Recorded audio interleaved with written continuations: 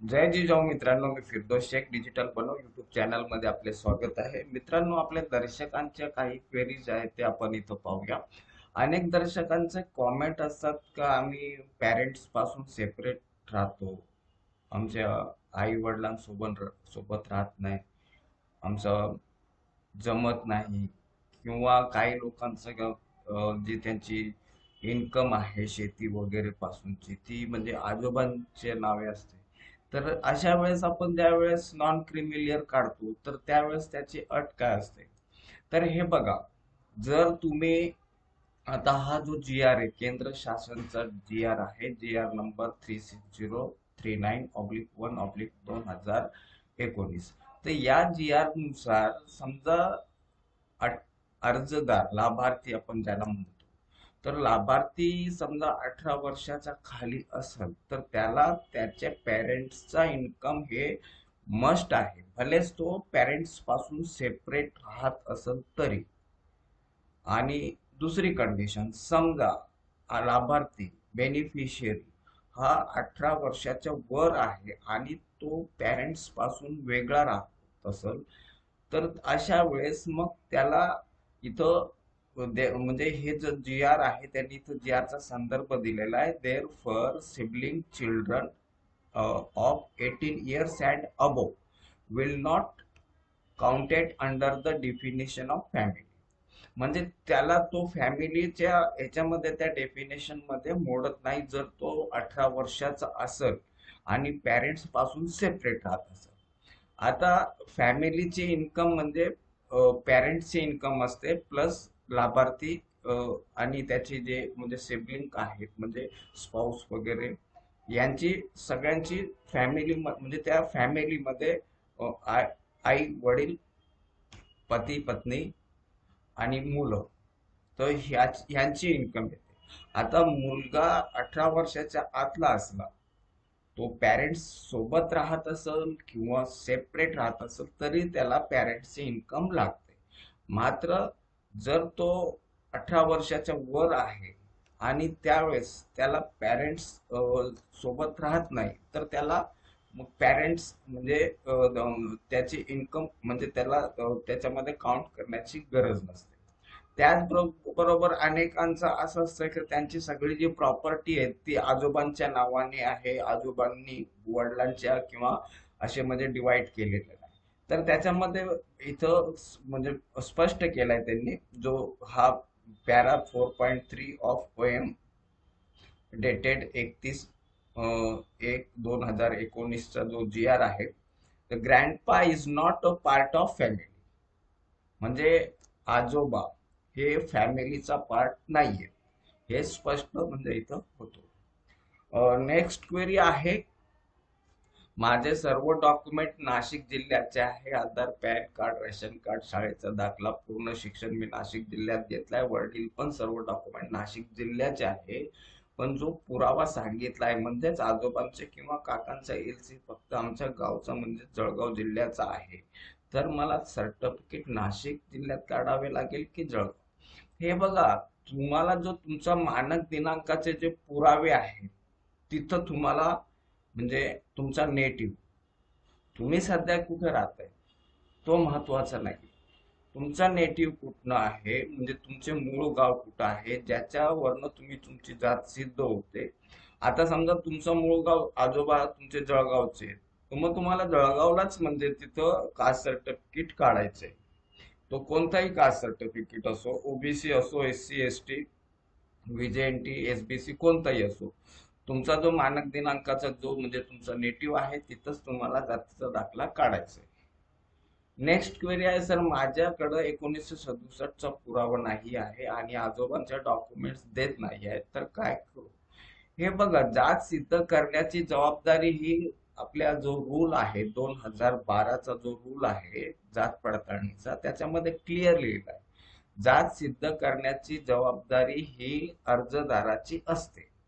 म्हणजे आपल्याला जे जात सिद्ध आपली जात सिद्ध करायची ती जबाबदारी आपली आहे. आपल्याला आता ह्याच्यासाठी समजा आजोबा देत नसेल तर तुम्हाला अनेक म्हणजे आहेत ना पर्याय. आता तुम्हाला तुमच्या आजोबांची शेतीच्या संदर्भात असेल तर तुम्ही TLR ऑफिस आहे, तहसील ऑफिस आहे, तिथनं डॉक्युमेंट्स काढू शकता. किंवा दुसऱ्या ज्या पण तुम्हाला आजोबांच्या ज्या ज्या प्रॉपर्टी महसुली पुरावे किंवा शैक्षणिक पुरावे असतील तर तुम्ही तिथं जाऊन करू शकता, काढू शकता. त्याला काही प्रॉब्लेम येणार नाही जर आजोबा देत नसेल तर. नाही तर माहितीचा अधिकार एक आहेत आपल्याकडं, त्याच्यामध्ये पण मागू शकता, असं काही नाहीये आपण. परंतु आपल्याला जात सिद्ध करण्याची जबाबदारी ही अर्जदाराची, असं बोलून आपल्याला ते चालत नाही, हे लक्षात ठेवा. नेक्स्ट क्वेरी आहे, माझ्या टीसीवर कुणबी आहे आणि माझ्या वडिलांच्या टीसीवर मराठा आहे, तर मला कुणबी प्रमाणपत्र मिळत नाही, तर मी EW. हे बघा, कुणबी प्रमाणपत्र तुम्हाला कधी भेटेल, ज्यावेळेस तुमच्याकडे 1967 ओबीसीचा जो मानक दिनांक 1967 पूर्वीचे पुरावे तुमच्याकडे असेल. आता तुमच्या वडिलांच्या याच्यावरती मराठा आहे, आजोबांच्या याच्यावरती जर कुणबी असेल तर तुम्हाला कुणबी प्रमाणपत्र मिळू शकतो. आता तुमच्या याच्यावरती म्हणजे कुणबी आहे, वडिलांच्या याच्यावर मराठा आहे, तर त्याच्यावर तुम्हाला ते मिळणार नाही. मात्र जर आता तुम्हाला समजा कुणबीचं प्रमाणपत्र मिळत नसेल, म्हणजे ओबीसीचा दाखला तुमच्याकडं मिळत नसेल, तर तुम्ही EWS मधनं करू शकता. EWS मधनं ऍडमिशन घेऊ शकता, कारण तुम्हाला EWS प्रमाणपत्र जे आहे ते मिळत, सॉरी, कुणबीचं प्रमाणपत्र तुम्हाला म्हणजे तुम्ही त्याच्यामध्ये लायबल नाही म्हणून तुम्हाला मिळत नाही, त्यामुळे तुम्ही EWS मधनं ऍडमिशन घेऊ शकता. नेक्स्ट क्वेरी असेल, 2019 ला एसीबीसी सर्टिफिकेट काढलं आहे, ते चालणार की नवीन काढावं लागणार, हे सांगा सर. हे बघा, मुळातच आता जे एसीबीसी 2019चा जो GR आहे तो आपल्या सुप्रीम कोर्टाने त्याला रद्द केलेला आहे. तर आता आपण ज्यावेळेस इथं आता काही ठिकाणी देणं चालू केलंय, परंतु तिथं जो संदर्भ आहे GRचा 2019चाच आहे. आता तो म्हणजे कायदेशीररित्या म्हणजे ते 2019चा जो GR आहे तो सुप्रीम कोर्टाने रद्द केल्यामुळं, कॅन्सल केल्यामुळं, तो संदर्भ जर येत असेल तर तो चालणार नाही. आता त्याच्यासाठी यांना जे आहे त्यांचे सॉफ्टवेअर अपडेट करावं लागेल. आता यांनी जो मराठा आरक्षणचा जो GR काढलाय 2024चा, जो त्याच्या त्या GRच्या संदर्भाची जी आहे तिथं सॉफ्टवेअर मध्ये अपडेट होणं गरजेचं आहे, म्हणजेच तिथं पुढं मग तिथं अडचण येणार नाही. तसा म्हणजे सरकारकडनं याच्यासाठी ते सकारात्मक आहेत. ते म्हणजे असं कुठं अडचण येत असेल तर सरकार म्हणजे ह्या गोष्टीला म्हणजे निभावून घेईल, परंतु कायदेशीर बघितलं तर तसं म्हणजे योग्य नाही. नेक्स्ट क्वेरी आहे, माझ्याकडे कास्ट सर्टिफिकेट आहे आणि सेंट्रलचा कास्ट सर्टिफिकेट सुद्धा आहे, पण व्हॅलिडिटीवर त्यांनी सेंट्रल वरची डेट आणि MRC नंबर टाकलेला आहे आणि अगोदरच्या कास्ट सर्टिफिकेट वरील MRC 81 हा नंबर टाकला आहे, तर यामध्ये तफावत आहे का? कारण हे बघा, मुळातच तुम्ही जे जम्बलिंग म्हणजे केलेलं आहे. मुळात आपण कास्ट व्हॅलिडिटी साठी अप्लाय करताना जी काय माहिती ती अर्जदारांनी भरायची असते, ती प्रोव्हाइड करायची असते. कधी कधी समिती जी आहे तुमचा MRC नंबर वगैरे जे काही तुम्ही टाकलेलं आहे तेच कॅरी, म्हणजे ते एवढं कधी त्यांच्याकडं म्हणजे एवढा चेक करण्यासाठी कधी कधी वेळ नसतो. तर आपण जी माहिती पुरवलेली आहे, output number, MRC number, designation, issue to certificate, या सगळ्या गोष्टी आपणच भरत असतो. फक्त ते कागदपत्र तपासत असतात का बाबा तुम्ही जे जात तुम्ही दावा करत आहेत ते योग्य आहे का, त्यांना वाटलं का यांनी जो जातीचा दावा म्हणजे केलेला आहे तो योग्य आहे, यांना जात पडताळणी सर्टिफिकेट देणे काही हरकत नाही, तर ते त्याला मान्य करतात. आता तुम्ही जे तिथं प्रोव्हाइड केले, तुम्ही जे सेंट्रल कास्ट सर्टिफिकेटचा नंबर टाकलाय, ती तुमच्याकडनं चुकी झाली. आणि मुळातच सेंट्रल कास्ट सर्टिफिकेटला व्हॅलिडिटी नसते. व्हॅलिडिटी ही आपल्या स्टेटच्या कास्ट सर्टिफिकेटला घ्यायची असते, तर तिथं तुम्हाला आपल्या स्टेटचाच कास्ट सर्टिफिकेटचा हे करायचा असतो. आता याच्यासाठी एकदा तुम्ही तुमचे जे संबंधित जात पडताळणी विभाग आहे तिथं जाऊन या. नव्याने जर केला असेल तर तिथं काही त्यांना रिक्वेस्ट करा, अफिडेविट वगैरे काही मागत असेल तर ते देऊन तिथं करेक्शन करण्याचा प्रयत्न करा. नेक्स्ट क्वेरी आहे, फॉर्म मध्ये मिस्टेक झाली असेल तर काय करावे. हे बघा, आपण जात पडताळणीचा समजा फॉर्म भरताना कधी मिस्टेक झाली असेल तर त्याच्यासाठी आपण जे फिजिकल डॉक्युमेंट सबमिट करतो, तर ते फिजिकल डॉक्युमेंट मध्ये जे सगळे जे डॉक्युमेंट्स आहेत ते सारांशित करून आणि त्याच्यामध्ये वंशावळ वगैरे हे प्रॉपर लावून आणि तिथं समितीमध्ये व्यवस्थित असलेला द्या तिथं, आणि त्याच्यासोबत एक अफिडेविट पण द्या. फॉर्म भरताना माझ्याकडनं अशी अशी चूक झालेली आहे, आणि त्याच्यामुळं तो अफिडेविट देऊन आणि त्या समितीमध्ये सबमिट करा, म्हणजे त्याच्यावरती म्हणजे काही प्रॉब्लेम येणार नाही. नेक्स्ट क्वेरी आहे, ईडब्ल्यूएस मधून फॉर्म भरलेला आहे आणि आता जी आर आला आहे, ईडब्ल्यूएस काढा पण काढता येत नाही, ते एसीबीसीचं कन्सिडर करणार का डॉक्युमेंट व्हेरिफिकेशन वर. हे बघा, तुम्ही ईडब्ल्यूएस मधनं फॉर्म भरलाय तर ते आता चेंज होणार नाहीये. जर यदा कदाचित त्यांनी तशी लिंक दिली पुढं का तुमची जो क्रायटेरिया आहे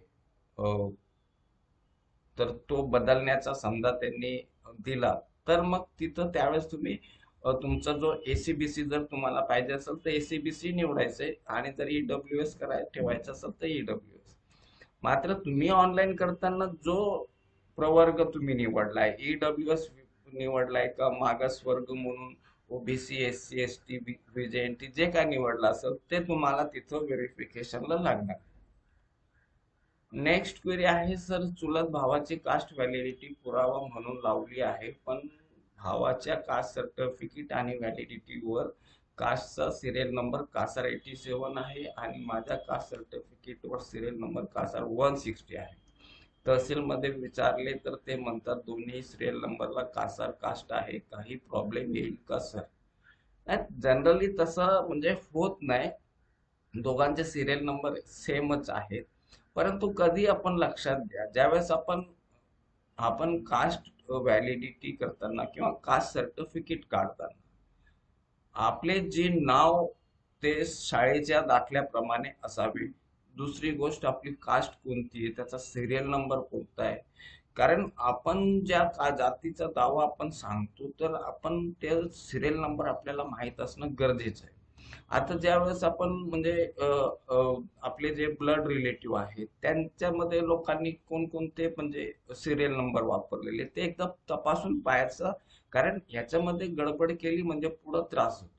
तर तसा सध्या कासारला सिरियल नंबर 2 आहेत, एक 160 पण आहे, त्याच्यानंतर 87 पण आहे, तर तसा काही प्रॉब्लेम येणार नाही. परंतु त्याच्यासाठी तुम्ही तुमची जी वंशावळ ती सविस्तर विस्तृत करा, जास्तीत जास्त ब्लड रिलेटिव्ह कव्हर होतील ते पहा, आणि त्याचे अनुरूप डॉक्युमेंट लावा, म्हणजे समितीला संशय येणार नाही का तुम्ही जी जातीचा दावा करतायत तो म्हणजे तुमचेच रिलेटिव्ह सगळे एवढे तुम्ही जर म्हणजे वंशावळ सविस्तर केली तर त्यांचा जो आहे म्हणजे संशय येणार. नेक्स्ट क्वेरी आहे, एससी ला इन्कम सर्टिफिकेट लागत नाही ना सर. हे बघा, एससी आणि एसटी सध्या तरी पुढं सरकारच्या विचाराधीन आहे आणि सुप्रीम कोर्टात पण केस सुरू आहे, परंतु सध्या तरी एससी एसटी वगळता बाकी सगळ्यांना नॉन क्रिमिलियर सर्टिफिकेट लागतो, इन्कम सर्टिफिकेट लागतो. म्हणजेच ओबीसी झाले, व्हीजेएनटी झाले, एसबीसी झाले, यांना सगळ्यांना नॉन क्रिमिलियर लागतो. ईडब्ल्यूएस असेल तर इन्कमचा पुरावा तो लागतो. एसीबीसी आता येते त्याच्यामध्ये पण इन्कमचा आहे, नॉन क्रिमिलियरचा फॉर्मॅट आता नव्यान येणार आहे, म्हणजे त्याला पण लागणार आहे. म्हणजे थोडक्यात एससी एसटी वगळता सगळ्या मागास प्रवर्ग आणि आर्थिक दुर्बल घटक याच्या दाखले मिळवण्यासाठी तुम्हाला इन्कम सर्टिफिकेट लागेल. एसीबीसी 2021 ला काढलेला आहे, चालेल का. हे बघा, आता मी अनेक ठिकाणी बघितलेलं आहे, जी काही कास्ट सर्टिफिकेट सध्या काहीच ठिकाणी देत आहेत, काही ठिकाणी देत नाहीये एसीबीसी. परंतु जिथं पण एसीबीसी देत आहेत त्याच्यावरती जो संदर्भ दिलेला आहे तो म्हणजे एसीबीसीचा जो आहे तो 2019चा संदर्भ दिलेला आहे. आता याच्यामध्ये डिपार्टमेंट कडनं जास्त त्याच्यावरती एवढा म्हणजे क्वेरीज काढणार नाही. मात्र कोणी कोर्टामध्ये इथं तिकडं गेला तर तिथं त्यावेळेस थोडासा अडचण येऊ शकते. परंतु सरकार किंवा कोणत्याही खात्यामार्फत याला म्हणजे सध्या जो एक 2019चा काढलेला असेल, 20चा 21चा, तर त्याला कोण जास्त म्हणजे ऑब्जेक्शन घेणार नाही. फक्त कोणी काळी केली तरच म्हणजे प्रॉब्लेम येऊ शकतो. नेक्स्ट क्वेरी आहे, मी एसबीसी कास्ट मधून आहे, तर मी माझ्या मुलासाठी शाळेसाठी 1969चा पुरावा देऊन कास्ट सर्टिफिकेट काढले आहे, तर पुढं कास्ट व्हॅलिडिटी कसं काढावं सर, प्लीज हेल्प. हे बघा, आता तुम्ही एसबीसी मध्ये आहेत म्हणजे तुम्हाला 1967 पूर्वीचा पुरावा पाहिजे, ठीक आहे. आता कास्ट सर्टिफिकेट काढताना जास्त म्हणजे एवढं बघत नाही, म्हणजे जसं कास्ट व्हॅलिडिटी वाले बघतात, तर कास्ट व्हॅलिडिटी वाल्यांना तुम्हाला 1967 पूर्वीचा पुरावा द्यावाच लागेल. तर तुम्ही आतापासून ती तयारी ठेवा का तुम्ही 1967 पूर्वीपासून महाराष्ट्राचे कायमस्वरूपी रहिवासी आहेत आणि त्या नंतरच तुम्हाला व्हॅलिडिटी मिळेल. अन्यथा एसबीसी मध्ये अनेकांच्या व्हॅलिडिटी 1967 नंतरचे पुरावे दिल्यानंतर त्यांच्या व्हॅलिडिटी म्हणजे या रद्द करण्यात आलेल्या आहेत, रिजेक्ट करण्यात आलेल्या आहेत. नेक्स्ट क्वेरी आहे, एसीबीसी न वापरता ईडब्ल्यूएस वापरू शकेल का? हे बघा, सध्या एसीबीसीचा जो आहे ना, अनेक लोक म्हणजे ज्यांच्या जो त्या जातीचा नाही तरी पण ते दाखले काढून आणि ते करतात. परंतु आता आपल्याकडं जात आहे, परंतु ती जात आता न तळ्यात न मळ्यात. एसीबीसीचा म्हणजे आता ते कोर्टामध्ये केस आहे, कोर्टामध्ये आता ते हायकोर्टामध्ये त्याच्यावरती काय निर्णय होतो, मग त्याच्यानंतर पुन्हा जे मराठा आरक्षणाच्या विरोधातले लोक मग समजा हायकोर्टात पार म्हणजे पास झालं, मग सुप्रीम कोर्टात धाव घेतली. म्हणजे तसं बघितलं तर हे काही एसीबीसी आता आपण याच्यावरती काय कन्फर्म सांगू शकत नाही. हा, गुड मॉर्निंग. हा, ठीक ठीक आहे, ठीक आहे, आता हूँ मैं. हाँ, ठीक ठीक आहे, हो.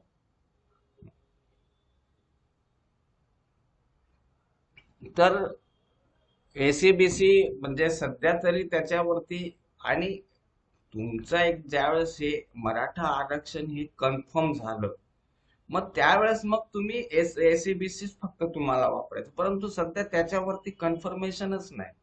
तर जर तुम्हाला ईडब्ल्यूएस वापरायचं असेल तर तसं म्हणजे वापरू शकतात, परंतु तुम्ही दोन दोन दाखले, एक व्यक्ती दोन दाखले वापरू शकत नाही, ही गोष्ट लक्षात घ्या. म्हणजे तुम्ही आता समजा पोलीस भरतीमध्ये वेगवेगळ्या पोस्ट आहेत, एका पोस्ट साठी तुम्ही एसीबीसी वापरणार असाल, दुसऱ्या पोस्ट साठी मग तुम्ही ईडब्ल्यूएस वापरणार असाल, आणि कोणी हे म्हणजे शासनाच्या निदर्शनास आणलंय का हा या पोस्टला एसीबीसी मधनं भरतो, या पोस्टला ईडब्ल्यूएस, तर मग तिथं तुम्हाला अडचण येऊ शकते.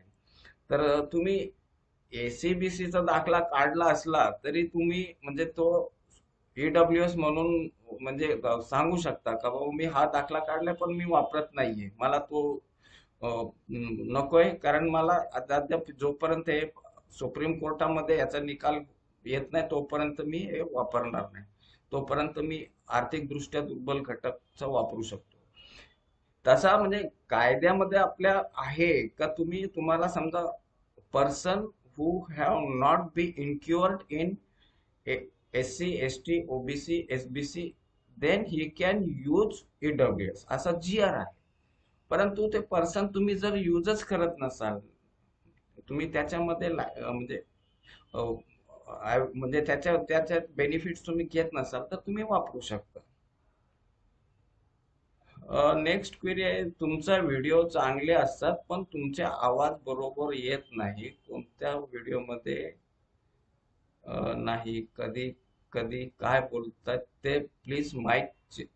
राजा, हे बघा, माझा शेड्यूल फार बिझी आहे, तरी पण मी वेळात वेळ काढून माझ्या ऑफिसचा जो आहे तिथनं पण म्हणजे रेकॉर्ड करतो. आता माझ्या घरी सगळ्या फॅसिलिटी अवेलेबल आहेत. माईक चांगला आहे, रूम व्यवस्थित बंदिस्त रूम आहे, सगळ्या गोष्टी आहेत. तिथले व्हिडिओ चांगलेच असायचे. परंतु आता ऑफिसमध्ये आहे त्या साधनामध्ये मी व्हिडिओ करून बनवण्याचा प्रयत्न करतोय. तरी बघूया पुढं, कारण आणि मला वेळ पण जास्त भेटत आता मध्यंतरी ते 4-5 दिवस व्हिडिओ बनवलेले नव्हते. प्रयत्न करतो. मित्रांनो, आजच्यासाठी आपण इथंच थांबूया. धन्यवाद. जय हिंद.